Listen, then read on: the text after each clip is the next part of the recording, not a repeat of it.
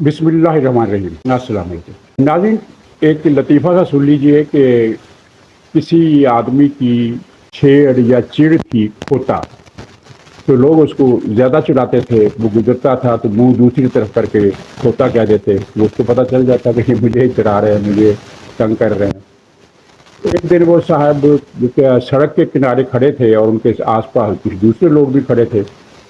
एक कार आई और बड़ी तेज़ रफ्तारी से उसने वो सड़क पर कोई पानी थोड़ा सा खड़ा था, उस पर से गुजरी तो छींटे उड़कर लोगों पर पड़े। तो उनमें से एक साहब से जो खड़े हुए थे, उनमें से एक आदमी को गुस्सा आया और उस कार की तरफ से गाली दी और इस तरह की बात की। तो ये साहब जो थे, जिनकी छेड़ थी, खोता चिढ़ थी, वो इन्होंने उस आदमी का गिरबान पकड़ लिया कि तुमने मुझे खोता कहने की जुर्रत कैसे की। उस आदमी ने कहा कि तुम पागल हो गए हो, मैंने तो वो जो कार वाला कीचड़ उड़ा कर गया है, मैंने तो उसे गाली दी है, उसे खोता कहा है। तो उसने कहा तुम मुझे बेवकूफ़ समझते हो, मुझे नहीं पता खोता कौन है। तो कल ये मुझे लतीफ़ा याद आया जब आर्मी चीफ ने एक ख़िताब किया और उस ख़िताब में उन्होंने इस तरह की बात की कि हमें अपनी आइनी हदूद का इल्म है और जो हम पर तनकीद करते हैं वो भी समझें कि आइनी हदूद क्या है और उनकी हदूद क्या है और आइन की हदूद का ख्याल रखें। तो ये बयान उन्होंने किसके लिए दिया, कौन मुखातब था? पीटीआई ने 1 मिनट नहीं लगाया और जैसे ही उनकी तकरीर वेबसाइटों पर आ गई और टीवी पर भी चल गई, टिकर भी चल गए, तो फ़ौरन ही उन्होंने धड़ाधड़ ब्लाग करने शुरू कर दिए कि आर्मी चीफ ने इमरान खान को चैलेंज दिया है, इमरान खान को पीटीआई को चैलेंज दिया है, पीटीआई को धमकी दी है, पीटीआई इसका मुखातब है, उनका मुखातब है और पता नहीं वो पीटीआई के ख़िलाफ़ क्या करने वाले हैं। इस तरह की बातें, तूफ़ान आ गया, एक के बाद एक ब्लॉग और सोशल मीडिया पर भी ट्वीट आ रहे हैं कि आर्मी चीफ साहब जो हैं उन्होंने पीटीआई को खुला चैलेंज दे दिया है। उन्होंने तो पीटीआई का नाम ही नहीं लिया और इशारा भी नहीं किया, लेकिन बात वही होगी कि हमें नहीं पता कि खोता कौन है। यानी पीटीआई एक आइन शिकनी की पूरी तारीख रखती है। 3.5 साल का दौर इसने आइन को तोड़ते हुए गुजारा। अब कहानी लंबी है, क्या बयान करें कि किसके कहाँ कहाँ आइन शिकनी की। और फिर पिछले 2 साल से अदलिया में उनके अंदर के सहूलतकार भी आइन शिकनी करते रहे। 2 साल से चीफ जस्टिस सुप्रीम कोर्ट जो माजी के सबक दोष हो गए वो, और हाई कोर्ट्स के जज, और उनमें चीफ भी शामिल थे लाहौर हाई कोर्ट के और पेशावर हाई कोर्ट के भी, उन्होंने कदम कदम पर आइन को रौंदा। तो ये सारा पीटीआई को याद आ गया कि ये जो जनरल साहब ने आइन शिकनी या आइनी हदूद का ख्याल रखने का जो मशवरा दिया है वो हमें दिया है, वो पीटीआई उनका मुखातब है। पीटीआई को और रगड़ा लगने वाला है, इस तरह की अंदेशी भी उन्होंने ज़ाहिर की है और अपने कारकुनों को डराया भी कि खबरदार हो जाओ, तुम पर मुसीबत का एक और दौर आने वाला है। नाज़रीन, दौर तो इन पर सख्ती का एक और आने वाला है जो अब तक की सख्ती से ज़्यादा सख्त होगा, लेकिन आर्मी चीफ का मुखातब पीटीआई वाले नहीं थे। पहली बात तो यह है कि उन्होंने किसी को ललकारा ना चैलेंज किया, एक असूली बात याद दिलाई और उनका मुखातब, मैं अपनी ज़बान में अर्ज़ करूँ कि उनका मुखातब कुछ कन टुट्टे हजरात थे जो मसलसल अपने इख्तियारात का नाजायज़ इस्तेमाल कर रहे हैं और आइन को तोड़ रहे हैं। और अब फ़ौज के ख़िलाफ़ मलक रियाज के इशारे पर जो मुहिम चल रही है उसमें भी ये हजरात शामिल है।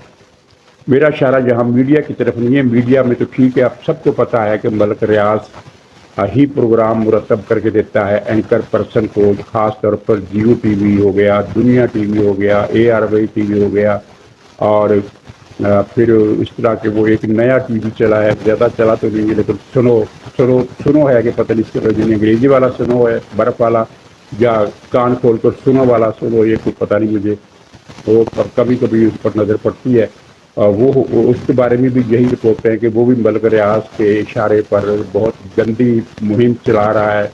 और इसके अलावा फिर वो 2-4 चैनल और भी हैं, छोटे छोटे चैनल है सुनो की तरह के, लेकिन बड़े चैनल यही हैं 3 जो अपने प्रोग्राम में बड़े तरीके से जजों के ख़िलाफ़, चीफ जस्टिस सुप्रीम कोर्ट काजी फाइज़ ईसा के ख़िलाफ़ और फ़ौज के ख़िलाफ़ मुहिम चला रहे हैं। مثلاً 2-3 دن پہلے ایک اسرائیل نواز کانفرنس ہوئی جس کا نام آسما جہانگیر کانفرنس تھا۔ آسما جہانگیر صاحبہ کا انسانی حقوق کے لیے ایک جہاد کی طویل تاریخ ہے۔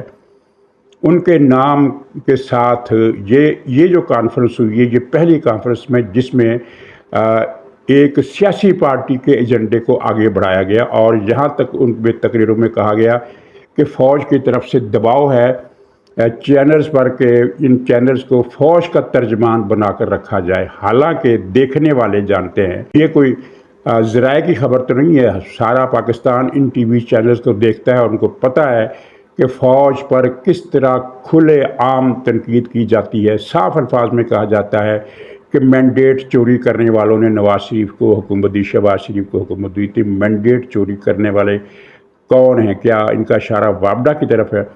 فوج پر جس طرح تند و تیز حملے اب ہو رہے ہیں، ماضی کی پوری تاریخ میں کبھی نہیں، اور اس میں کچھ فوج کی غلطی بھی ہے۔ فوج کی طرف سے غیر ضروری نرمی دکھائی جاتی ہے۔ فوج پر حملہ کرنے والے اور گنڈا عناصر ان کو جناب بلا کر افطار ڈنر کرائے جاتے ہیں، مہمان خانے میں مہمان نوازی کی جاتی ہے، ناز برداری کی جاتی ہے، اور کھلے عام ہمارے پروگرام کا ایک حصہ ہے گنڈا پور کو شدید صدمہ، گنڈا پور کے ساتھ پیش آنے والا سانحہ، اس کا بھی ذکر کرنا ہے۔ لیکن جہاں میں اس حوالے سے بات کروں گا کہ یہ جو نرمی ہے، یہ بیانات، اس طرح کے خطابات سے معاملہ حل نہیں ہوگا۔ یہاں کچھ شیاطین کو، کچھ شر پسندوں کو، کچھ بھارتی ایجنڈوں کو، کچھ اسرائیلی ایجنڈے پر کام کرنے والوں کو، اور وفاق کو اور پاکستان کو دھمکیاں دینے والوں کو نرمی کی ضرورت نہیں ہے، کچھ سختی کی ضرورت ہے۔ ایک تو یہی جنرل صاحب کا خطاب ہے، خطاب نہیں، کچھ ایکشن کی ضرورت ہے۔ اور پھر آپ دیکھیے کہ وہ اسکول ٹیچر ارب کھرب پتی جو ہو گیا ہے، اسد کیسر، کھا کھا کر حرام کھا کھا کر وہ موٹا ریچھ بن گیا ہے، اس نے عمران خان کی ہدایت پر یہ بیان دیا کہ پاکستان نے امریکہ کو اڈے دے دیے ہیں۔ اس پر میں الگ سے پروگرام کروں گا کہ امریکہ کو اس وقت جو بھی حالات چل رہے ہیں، پاکستان میں کسی امریکی اڈے کی ضرورت نہیں ہے، نہ پاکستان میں نہ افغانستان میں۔ اس وقت اس کا کوئی ایشو اس علاقے میں ایسا نہیں ہے جس کے لیے اس کو اڈے درکار ہوں، اور اگر اسے کوئی کارروائی کرنا پڑی، جس کا کوئی اس وقت امکان یا صورتحال کارروائی کی نہیں ہے، لیکن فرض کیجیے اگر اس نے کوئی کارروائی کرنی ہے تو اس کے لیے اس کے پاس بحیرہ عرب میں انٹرنیشنل جو سمندر ہے اس میں اس کے اتنے جہاز کھڑے ہیں، اور وہاں سے فضاؤں میں کسی بھی وقت وہ اپنے ڈرون طیارے بھیج کر، اب یہ ماضی کا زمانہ نہیں رہا کہ اب صرف کروز میزائل ہی چلیں گے، اب تو ڈرون ٹیکنالوجی نے بہت سارے حصلے کی چھٹی کرا دی ہے۔ بہت بڑا کوئی بم گرانا ہو تو پھر وہ امریکہ کا بڑے بڑے جہاز جو ہیں، ان کے اسٹیلتھ ہے یا B-52 ہے، اس طرح کو اور بھی ان کے پاس کتنے طیارے ہیں وہ استعمال ہوتے ہیں، لیکن عام کارروائیوں کے لیے اب تو ہوائی جہاز بھیجنے کی ضرورت ہی نہیں ہے۔ تو خیر یہ سارا جھوٹ ہے، اور اس جھوٹ کی منظوری عمران خان نے جیل سے بیٹھ کر دی ہے کہ اب اس جھوٹ کو آگے بڑھاؤ کہ امریکہ نے پاکستان نے امریکہ کو اڈے دے دیے۔ یہ سارا جھوٹ سب جانتے ہیں کہ یہ جھوٹ ہے، کوئی اڈا نہیں دیا گیا، لیکن سوال یہ پیدا ہوتا ہے کہ یہاں تردید دفتر خارجہ نے کی، کیا وہ کافی ہے؟ کیا اس جھوٹے الزام پر، جس کا تعلق روایتی سیاست سے نہیں ہے بلکہ پاکستان کی سلامتی کے حوالے سے سیکورٹی اورینٹڈ ایک الزام لگا ہے، شرپسندی پھیلائی گئی ہے، پاکستان میں بغاوت اور انتشار کو ہوا دینے کی کوشش کی گئی ہے، تو کیا اس پر یہ دفتر خارجہ کا بیان بنتا تھا؟ یہ وزارت داخلہ کو حرکت میں آنا چاہیے، وزارت داخلہ کو، وزارت قانون کو، وزارت اطلاعات کو، ان محکموں کو حرکت میں آنا چاہیے تھا، اور اسد کیسر کو یعنی بیان دینے کے آدھے گھنٹے کے اندر اندر اس کو گرفتار کر لینا چاہیے تھا، اور اس کی چھتراول کی جانی چاہیے تھی کہ تم نے سیکورٹی حوالے سے اتنا بڑا الزام لگا دیا، تمہیں ذرا بھی شرم نہیں آئی۔ اور یہ حرام خور جو ہے، یہ آج سے یعنی 8-9 سال پہلے تک پرائمری اسکول کا ٹیچر تھا، تو اب اس کے اثاثوں کی مالیت جو ہے، جو یعنی ظاہر شدہ اثاثے ہیں، ان کی مالیت اربوں روپے میں ہے، ارب پتی ہو گیا یہ۔ اس کے جو بینک اکاؤنٹس میں پیسے ہیں جو خفیہ ہیں، جو دوسرے ناموں سے ہیں، جو فارن اکاؤنٹس کے ذریعے باہر بھجوا دی گئی، ان کی مالیت کا تو کسی کو اندازہ ہی نہیں۔ یہ اتنا بڑا چور ہے، اور ایک چور اٹھ کر پاکستان کی فوج پر الزام لگا رہا ہے، کیونکہ امریکہ کو اڈے دینے کا فیصلہ آپ جانتے ہیں کہ پارلیمنٹ اور حکومت نہیں کر سکتی، اور اگر وہ فرض کیجیے ان کے پاس ایسا اختیار ہو تب بھی وہ خفیہ نہیں کر سکتی، وہ تو پارلیمنٹ کے ذریعے ہی اپنا اختیار استعمال میں لاتی ہے یا کابینہ کے اجلاس میں، اور کابینہ کا ایسا کوئی اجلاس نہیں ہوا جس کے منٹس ان کے پاس نہ ہوں۔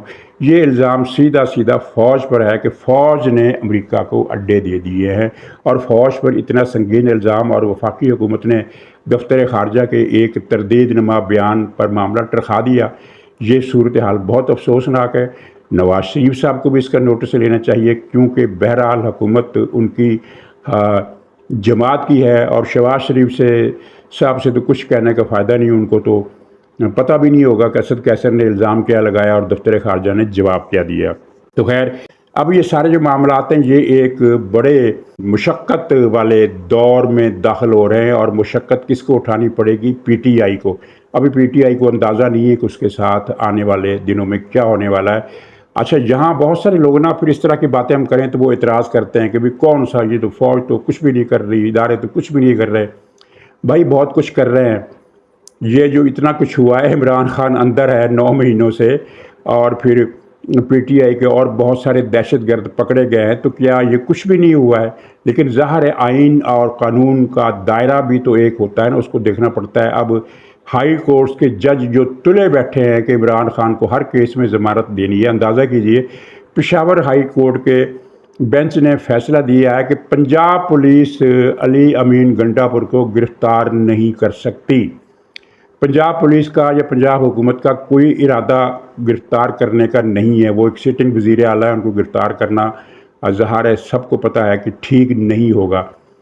تو پشاور ہائی کورٹ نے یہ فیصلہ کیوں دیا؟ صرف یہ دکھانے کے لیے کہ ہم چاہیں تو ہم پنجاب پولیس کو بھی آرڈر کر سکتے ہیں۔ یہ کیا آئین کی خلاف ورزی نہیں ہے؟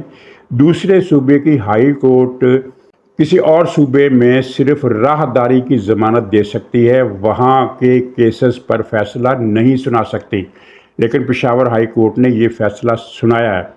تو میں خیال کر رہا تھا کہ یہ آرمی چیف کا خطاب کچھ کن ٹٹوں کی طرف تھا، اور کن ٹٹوں کی میں وضاحت مزید نہیں کروں گا، آپ نے سب کچھ پڑھ رکھا ہے، دیکھ رکھا ہے، جان رکھا ہے۔ میں یہ بتانا چاہتا ہوں کہ مجھے جو لگ رہا ہے وہ یہ ہے کہ یہ کن ٹٹے جو طویل عرصے سے اپنے اختیارات کے بل پر مخالفوں کا جینا حرام کرتے ہیں اور مالی مفادات کماتے ہیں، کروڑوں اربوں روپے کے ٹرک وصول کرتے ہیں، زمینیں وصول کرتے ہیں، قطعات اراضی وصول کرتے ہیں، پلازے بنواتے ہیں اور فلیٹ خریدتے ہیں، خریدتے نہیں ہیں، چھینتے ہیں، ہتھیاتے ہیں، اور پتہ نہیں کیا کچھ کرتے ہیں۔ تو یہ کن ٹٹوں پر آزمائش کا دور بھی اب شروع ہونے والا ہے۔ یہ آہستہ آہستہ ہوگا، اور جیسا کہ آرمی چیف نے کہا کہ اداروں کو، فوج کو اپنی آئینی حدود کا علم ہے، تو یہ بات نوٹ کر کے رکھ لیجئے، کیونکہ یہ کوئی جنرل مشرف کا دور نہیں ہے کہ جسے چاہا پکڑ کر مروا دیا، جس پر چاہا بم پھینک دیا اکبر بگٹی کے غار کی طرح، جہاں چاہے بمباری کر دی، جہاں چاہے مسجد کو آگ لگا دی، اور فاسفورس بم سے 4 سال کی عمر کی بچیاں بھی زندہ جلا دی۔ یہ مشرف کا دور نہیں ہے، یہ ان لوگوں کا دور ہے جو آئین کے تحت چل رہے ہیں، اور ہائی کورٹس کے ہر غیر آئینی فیصلے پر بھی وہ پیچھے ہٹ جاتے ہیں، کیونکہ فیصلہ تو بہرحال ہائی کورٹ کا ہے نا، عدالت کا فیصلہ، چاہے غلط ہے، چاہے آئین توڑ کر دیا گیا ہے۔ اور اس میں پارلیمنٹ کی بھی غلطی ہے کہ انہوں نے ایسی قانون سازی نہیں کی کہ جو جج حد سے تجاوز کریں، جس طرح کے دوسرے ملکوں میں ہے۔ بنگلہ دیش میں تو ایسے ججوں کو پھانسی پر لٹکا دیا جاتا ہے، اور لٹکایا انہوں نے، اور دوسرے ملکوں میں بھی یہی ہوتا ہے، ججوں کو پھانسی پر لٹکا دیا جاتا ہے جو آئین سے نکل کر اختیارات کا ناجائز استعمال کرتے ہیں۔ تو یہ کن ٹٹوں کے لیے ایک بری خبر ہے کہ بدیر نہیں، چلیے جلد بھی نہیں لیکن بدیر بھی نہیں، تو درمیانی عرصے میں ان کا یہ سکھا شاہی کا دور جو ہے وہ اب ختم ہونے والا ہے۔ ناظرین، ایک خط اسلام آباد کی ماتحت عدلیہ کے افسروں نے اسلام آباد ہائی کورٹ کے چیف جسٹس کو لکھا ہے۔ یہ خبر احمد منصور صاحب نے بریک کی ہے۔ ان کا کہنا ہے کہ انہوں نے یہ خط دیکھا ہے، یعنی ان کو خط دکھایا گیا ہے، دیا نہیں گیا، دکھا کر واپس لے لیا گیا، اور اس خط میں ان افسروں نے الزامات لگائے ہیں محسن اختر کیانی پر کہ یہ ان کے کاموں میں مداخلت کرتے ہیں، دباؤ ڈالتے ہیں، فلاں کیس کا فیصلہ یوں کرنا ہے، فلاں کیس کا فیصلہ یہ کرنا ہے، یہ دباؤ ڈالتے ہیں، اور پھر اپنے آدمیوں کو جج بھی بھرتی کرواتے ہیں اپنے یعنی ہتھوڑے کے زور پر۔ تو یہ معاملہ اب بہت سنگین ہے. یہ 6 ججوں کے خط سے بھی زیادہ سنگین مسئلہ ہے، اس لیے کہ 6 ججوں کے خط میں کسی کا نام نہیں لیا گیا. ایک گول مول سی بات کی ہے کہ مجھے یہ فون آیا تھا. یا اندازہ کیجئے کہ ایک صاحبہ جو اس ملک کی عظیم بدقسمتی کے نتیجے میں جج بن گئی ہیں، انہوں نے بتایا کہ مجھے ایک صاحب کا فون آیا تھا کہ وہ مجھ سے ملنا چاہتے ہیں. انہوں نے دباؤ کے ثبوت کے طور پر اس فون کال کو پیش کیا. اندازہ کیجئے یہ جج صاحبہ ہیں. یعنی پرائمری اسکول کا ٹیچر بھی یہ نہیں کہہ سکتا کہ مجھے کسی نے فون کیا تھا اور کہا تھا کہ میں آپ سے ملنا چاہتا ہوں، تو وہ دراصل مجھے دھمکی دے رہا تھا. یعنی اس طرح کی بات. تو ان کے پاس ثبوت کوئی نہیں ہے. میں نے پہلے بھی کہا تھا کہ ان 6 ججوں کے پاس ثبوت کوئی نہیں ہے. اب چیف جسٹس قاضی فائز عیسیٰ اپنے حساب سے محتاط ہو کر چل رہے ہیں، ورنہ وہ چاہتے تو ان کے پاس تو اختیار ہے کئی حوالوں سے کہ وہ کہتے ہیں کہ یہ 6 ججوں کو بلاؤ اور کہو کہ ثبوت دیں. وہ ثبوت نہیں دے سکیں گے، پھر وہ پھنس جائیں گے. لیکن چیف جسٹس قاضی فائز عیسیٰ معاملات کو اس حد تک گرم نہیں کرنا چاہتے، اس لیے وہ طریقے سے چل رہے ہیں اور بہت ہی احتیاط اور ٹھنڈے مزاج کے ساتھ چل رہے ہیں. ورنہ جسٹس مسرت ہلالی صاحب نے تو جو ریمارکس دیے تھے وہ تو قول فیصل کی حیثیت رکھتے ہیں. انہوں نے کہا کہ جن ججوں کو شکایت ہے کہ ان پر دباؤ ڈالا گیا اور انہوں نے دباؤ ڈالنے والوں کے خلاف کوئی ایکشن نہیں کیا، تو ان کو اپنی سیٹوں پر بیٹھے رہنے کا کوئی حق ہی نہیں ہے. یہ ان کو اپنی سیٹوں سے اٹھ جانا چاہیے. اب اس بات کے اس فیصلے کے بعد ان ریمارکس کے بعد ان 6 ججوں کو ایک رہنما اصول تو مل گیا ہے، گائیڈ لائن مل گئی ہیں، تو انہیں بہتر تو یہی ہے کہ وہ اپنی سیٹیں چھوڑ دیں. لیکن چلیے اگر معاملہ چلتا ہے تو کسی نہ کسی سٹیج پر ان سے پوچھنا تو پڑے گا کہ بھائی وہ ثبوت دکھاؤ، کس افسر نے کال کی تھی اور کال میں کیا کہا تھا. وہ سارا ڈیٹا مل جائے گا، وہ ڈیلیٹ نہیں ہو سکتا. تو وہ پھر پتہ چل جائے گا مجرم کون ہے. لیکن وہ ثبوت دکھانے سے بھاگ رہے ہیں. اور بھاگنے کے میں آپ کو ان کا پورا پلان بتا دوں کہ بھاگنے کا پلان یوں ہے کہ اگر چیف جسٹس نے فل کورٹ نہیں بنایا تو یہ بائیکاٹ کر سکتے ہیں. پی ٹی آئی خاص طور پر بائیکاٹ کر دے گی اور عدم اعتماد کر دے گی. اور اگر فرض کیجیے کہ چیف جسٹس فل کورٹ بنانے پر تیار ہو جاتے ہیں، ہو بھی سکتے ہیں، تو ان کا اگلا سٹیپ یہ نہیں ہوگا کہ اچھا اب ہم خوش ہیں، اب ٹھیک ہے. نہیں، وہ کہیں گے کہ اس فل کورٹ میں جسٹس قاضی فائز عیسیٰ، جسٹس منصور اور فلانا 4 ججوں کے نام انہوں نے لکھے ہوئے ہیں کہ یہ نام ہم نے پریس میں دینے ہیں کہ یہ 4 جج فل کورٹ میں نہ بیٹھے. تو جب 4 جج چیف جسٹس سمیت فل کورٹ میں نہیں بیٹھیں گے تو پھر وہ کیا فل کورٹ ہوگی. یہ ان کا پلان ہے. ناظرین، گنڈا پور کے ساتھ بڑا سانحہ پیش آیا، بہت بڑا صدمہ. آپ دیکھیے وہ اس سے ذہنی طور پر تو پہلے ہی وہ ہتھے سے اکھڑے ہوئے ہیں اور ان کی ذہنی حالت کافی قابل رحم ہے. پچھلے دنوں ڈیرہ اسماعیل خان کے پاس سے ایک جج کو اغوا کیا گیا تھا. اس اغوا کے 3 ملزم، 3 قیمتی انسان جو بڑا اثاثہ تھے پختونخوا گورنمنٹ کا. وہ کیسے اثاثہ تھے وہ میں بتاؤں گا. ان کو قانون نافذ کرنے والے اداروں نے ایک مقابلے میں ہلاک کر دیا. وہ کس طرح مقابلہ ہوا، بھاگ رہے تھے کیا نہیں تھا، وہ اس کی بحث میں نہیں جاتا. لیکن وہ 3 آدمی، 3 کارندے، 3 ہرکارے، 3 قیمتی اثاثے مارے گئے ہیں. اسکیم کیا تھی؟ اسکیم یہ تھی کہ سرکاری فنڈ سے، سرکاری خزانے سے طالبان کو ایک رقم دینا کچھ طے ہوا تھا کہ آپ ایک بندہ اٹھائیں گے، ہم آپ کو 8 کروڑ دے دیں گے. 8 کروڑ میں سے آپ نے 3 کروڑ ہمیں واپس کر دینا ہے. پھر آپ ایک اور بندہ اٹھائیں گے، پھر آپ نے اس کے لیے 10 کروڑ مانگنے ہیں. اس میں سے 6 کروڑ آپ رکھ لیں گے، 4 کروڑ ہمیں دے دیں گے. یہ اسکیم تھی ان لوگوں کی، اسلامی شہد والوں کی. بلیک لیبل اسلامی شہد پینے، کھانے اور بیچنے اور ذخیرہ کرنے والے لوگوں کی یہ اسکیم تھی. تو اب وہ اس کے لیے جو کارندے ان کو چاہیے تھے، ظاہر ہے ان کی بڑی ٹریننگ، ان کی بڑی حیثیت، اہمیت، وہ تو 3 تو مارے گئے. آگے کا جو پروگرام ہے وہ کھٹائی میں پڑ گیا ہے. یعنی ایک عظیم منافع بخش پروجیکٹ پختونخوا حکومت کا وہ ہو گیا ہے جو شیر مروت کہا کرتا ہے نا، وہ ہو گیا اس کے ساتھ. بہرحال علی امین گنڈا پور کی ذہنی حالت اتنی خراب ہے کہ وہ کبھی وہ کہتا ہے کہ بس مجھے عمران خان کی کال کا انتظار ہے. جس دن انہوں نے کال دے دی میں اٹھ کر وفاقی حکومت کا تختہ الٹ دوں گا. بھئی تم اتنے رستم ہو تو عمران خان کی کال کا انتظار کیوں کرتے ہو؟ तुम्हारा इमरान खान जेल के अंदर लेट कर डटा हुआ है और तरले मिन्नतें कर रहा है कि मुझे छोड़ दो। अगर तुम्हारे पास इतनी ताकत है कि तुम एक ही झटके में वफाकी हुकूमत पर कब्ज़ा कर लोगे, इस्लामाबाद फतह कर लोगे और इमरान खान को अडयाला जेल से छुड़ा लोगे, तो भाई ये तो फिर बहुत बड़ी बेगैरती है कि तुम ये काम कर सकने के बावजूद, ताकत होने के बावजूद नहीं कर रहे और इमरान खान को लेट कर डटा रहने पर मजबूर कर रहे हो। कुछ तो शर्म करो गंडापुरी साहब। बहरहाल तुम्हारे साथ जो सानिया हुआ है उस पर हम दिली ताज़ियत का इजहार करते हैं। नाज़रीन इजाज़त दीजिए, इंशाअल्लाह अगले व्लॉग में फिर मुलाकात होगी। तब तक के लिए खुदा हाफिज़।